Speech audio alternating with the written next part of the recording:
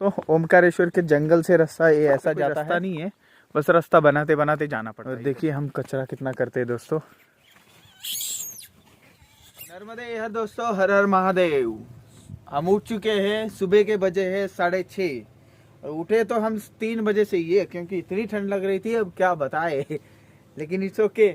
हमने उल्टा थोड़ा सा काम कर दिया था। मैंने क्या किया था, रात को 7 बजे से ही आग जला ली थी, ये जबकि रात को 7 बजे से सो जाना चाहिए था मुझे, बाल भोग वगैरह भोजन वगैरह जो भी करके, और सुबह 3 बजे से लेके 6-5 बजे तक आग जलानी चाहिए थी। ये मैंने उल्टा कर दिया था थोड़ा, लेकिन इट्स ओके। रात निकल गई है, आनंद आ गया, और जैसा तैसा बच गया मैं। और अब हम बात करते हैं कि अगला प्रोग्राम, सुबह सुबह हम टॉयलेट जाते हैं। तो देखिए ऐसी जगह टॉयलेट वगैरह होता नहीं है, तो फिर कैसा करे और क्या करे। अब अगर हमारे पास बोतल नहीं है, बोतल एक्स्ट्रा हो तो ठीक है, नहीं हो बोतल तो क्या करे। कुछ लोग ये कमंडल लेके जाएंगे, लेकिन कमंडल टॉयलेट नहीं लेके जाना है, ठीक है। आपको बोतल ना हो तो एक चीज आपको हमेशा मिलेगी कहीं भी, ये है ये पॉलिथीन, ठीक है। तो इसको क्या करना है, फटी हुई नहीं देखना है, और इस पॉलिथीन को पानी से भर देना है, ठीक है। ये देखिए ऐसे भरना है और जाना है लेके, ठीक। बस याद रखना वहां जाते जाते पॉलिथीन खाली नहीं होनी चाहिए, जैसे कि ये फटी हुई है, ठीक है। ऐसा करना है। लेकिन मेरे पास बोतल थी तो मैंने बोतल यूज की है, वही बोतल धो के बिल्कुल फिर से यूज में हम लाएंगे। दोस्तों अब हम स्नान करते हैं। देखिए मुंडन किया हुआ है मैंने भी। आप सोच रहे होंगे मुंडन नहीं करता, लेकिन मुंडन किया हुआ है। और स्नान करने का मैं तरीका बताऊं तो क्या होता है, मैया में घुटने से ज्यादा पुरुषों को जाना अलाउड नहीं है, घुटने से ज्यादा अंदर जाना अलाउड नहीं है, ठीक है। और रात को छूना भी अलाउड नहीं है मैया को। और स्नान करो ना तो आप कम से कम ना दिन निकलने से पहले करो, ठीक है। दिन निकलने से पहले करोगे ना तो फिर मैया का पानी गर्म होता है, अभी भी गर्म है वैसे तो, लेकिन इससे गर्म होता है मैया का पानी। दिन निकलने से पहले करोगे तो जैसे ही रोशनी पड़ी, पहली रोशनी मैया के ऊपर पड़ी सूरज भगवान की, वैसे ही मैया ठंडी होनी शुरू हो जाती है, ठीक है। तो चलिए अभी स्नान करते हैं हम।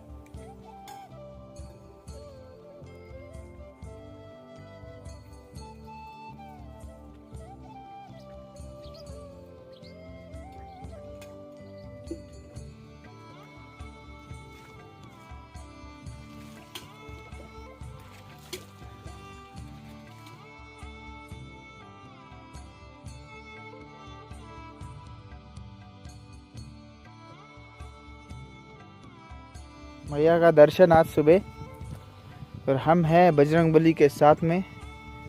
देखो यहाँ पे आए हैं, ये मैया का सुंदर सा स्वरूप। आनंद, बहुत ही आनंद। सुबह सुबह आए हैं 2-3।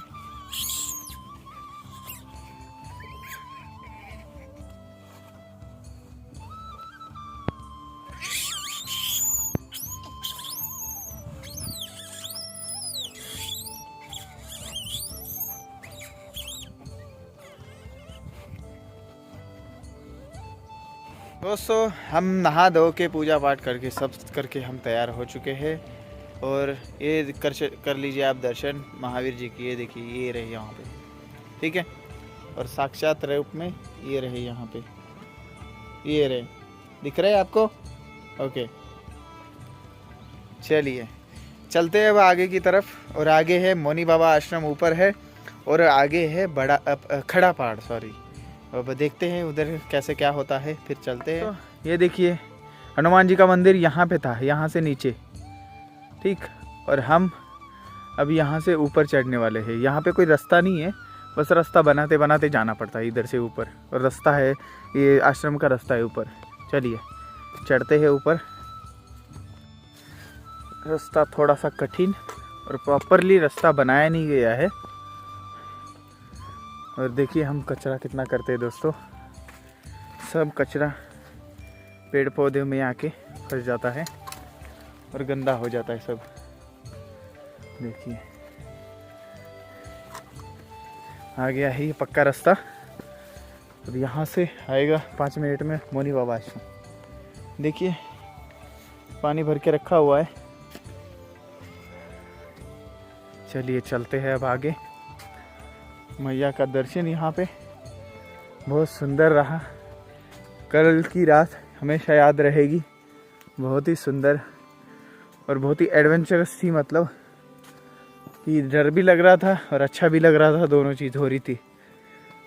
और फिर रात में ठंड भी लगने लगी थी, तो ऐसा हो रहा था। लेकिन बहुत सुंदर रहा, बहुत अनुभव अच्छा रहा अपना। दोस्तों मंदिर के ऊपर ही मोनी बाबा आश्रम है। वैसे तो हम जा सकते थे, बुलाने भी आए थे, लेकिन हम गए नहीं क्योंकि आनंद लेना था। जितना आश्रम में कम रुको ना, थोड़ा सा वो सही परिक्रमा हो सके, इसका कोशिश कर रहा हूँ मैं। आश्रम में रुकना, आश्रम में खाना, आश्रम में सोना, फिर आगे निकल जाना सुबह, ये थोड़ा परिक्रमा जैसा नहीं लग रहा मुझे। रूल्स भी ऐसे ही है, लेकिन जितने हम फॉलो कर सकते हैं रूल्स उतने करेंगे। और हम चल रहे हैं मोनी बाबा आश्रम। ये आ गया है, सुंदर आश्रम है, सुंदर उसको रखा भी गया है बहुत अच्छी तरीके से। और पुराना आश्रम है बहुत। मोनी बाबा के नाम से बहुत सारे आश्रम है यहाँ पे।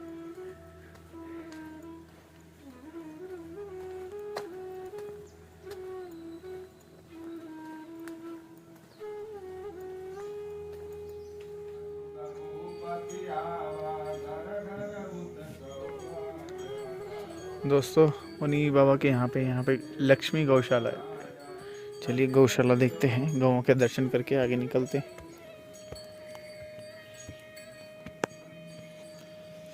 यहाँ से भी सुंदर दिख रहा है नज़ारा। अब गौएं देखते हैं। यहाँ पे थोड़ा सामान लाना मुश्किल होता है दोस्तों, लेकिन है, रोड बन रहा है रोड।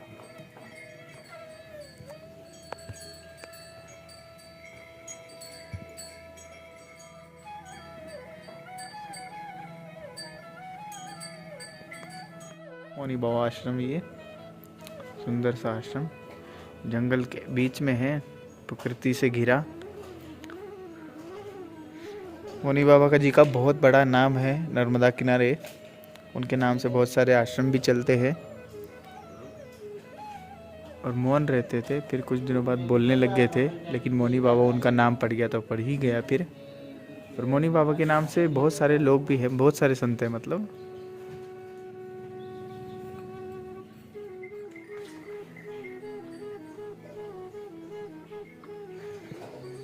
दोस्तों महाराज जी ने चाय ऑफ़र की थी। चाय बहुत ही सुंदर थी और गिर गाय की चाय थी, टेस्ट आ रहा था उसमें। और बहुत सुंदर आश्रम और भव्य आश्रम है। और बहुत पहले इसकी नींव रखी गई थी मोनी बाबा के द्वारा।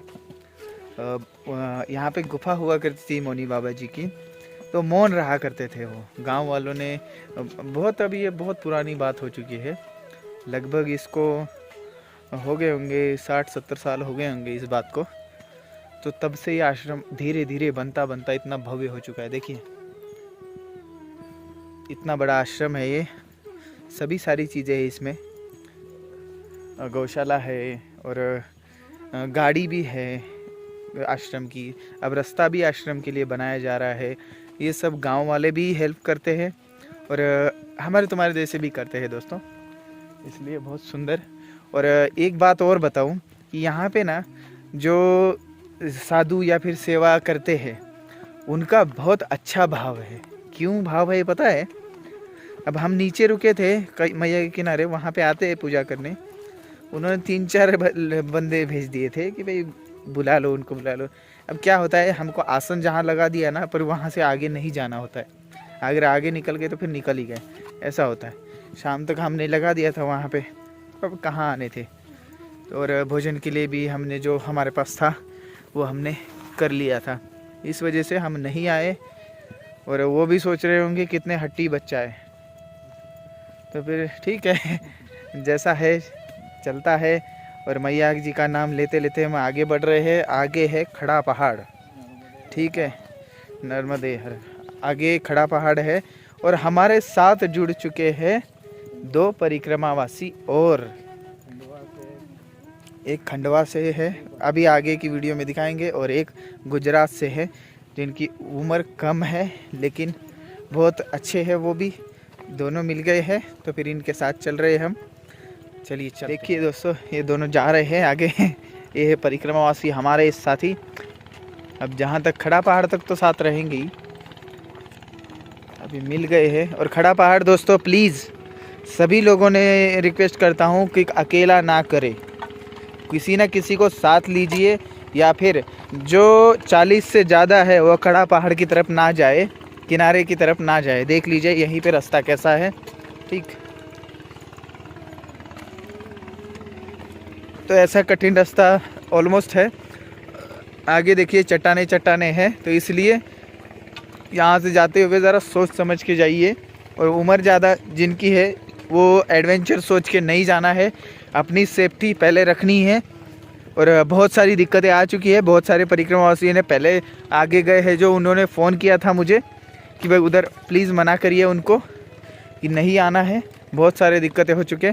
एक ग्रुप गया था, 3 लोग गए थे, तो उसमें से जो पहले चले गए वो चले गए आगे, और पीछे से जो दूसरे नंबर के थे वो बीच में ही अटक गए। अब उनको क्या हो रहा था, पीछे वाले को उतारना नहीं आ रहा था, आगे वाले को उनको चढ़ाना नहीं आ रहा था। तो इस वजह से बहुत देर तक वो सीटियाँ मारते रहे और आवाज़ देते रहे, लेकिन कोई नहीं आ रहा था। फिर ये जो नाव वाले होते हैं उन्होंने सुना, आगे से फिर नाव लेके आ गए वो, फिर उनको उतारा। फिर इतना क्रिटिकल कंडीशन हो सकती है दोस्तों, देख लीजिए। ठीक, इसलिए मैं बोल रहा हूँ खड़ा पहाड़ प्लीज़ 40 से ज़्यादा लोग, 40 से ज़्यादा जिनकी उम्र है, मैं नहीं करना है। देखिए दोस्तों ये कितना सुंदर पत्थर है यहाँ पे, और ऐसे पत्थर बहुत खतरनाक भी होता है। बहुत सुंदर है ये भी। और ये देखिए ऐसे नोकीले पत्थर है यहाँ पे। अब हम आ चुके हैं खड़ा पहाड़ के पास। अब खड़ा पहाड़ भी इस बार मैं वीडियो में दिखा दूंगा कि कितना डिफ़िकल्ट है। पिछली बार तो बना नहीं पाया था मैं, क्योंकि अकेला ही था। आज मेरा वीडियो दूसरे लोग बना देंगे, है ना भैया, बना दोगे ना? ये दोनों अपने साथ हैं, नर्मदे यार, तो ये लोग बना देंगे। तो मैं चढ़ के दिखा दूंगा आपको कितना डिफ़िकल्ट है और क्या क्या डिफ़िकल्टता आती है। दोस्तों एक बात बताना चाहूँगा मैं, यहाँ पे जितने भी पेड़ देख रहा हूँ मैं किनारे पे, मैया के किनारे पे ऐसे जंगलों में, इस सभी पेड़ों पे कपड़े और पॉलीथीन सभी पेड़ों पे अटके हुए हैं। इससे क्या साबित होता है पता है? भगवान ने इतनी अच्छी प्रकृति बनाई है, उसको खराब करने में सिर्फ एक ही प्राणी का हाथ है, वो है इंसान। इसका हाँ, इसका इंसान का। ये देखिए पीछे भी कितना अंदर ये सब कपड़े पॉलीथीन सब खराब कर दिया है।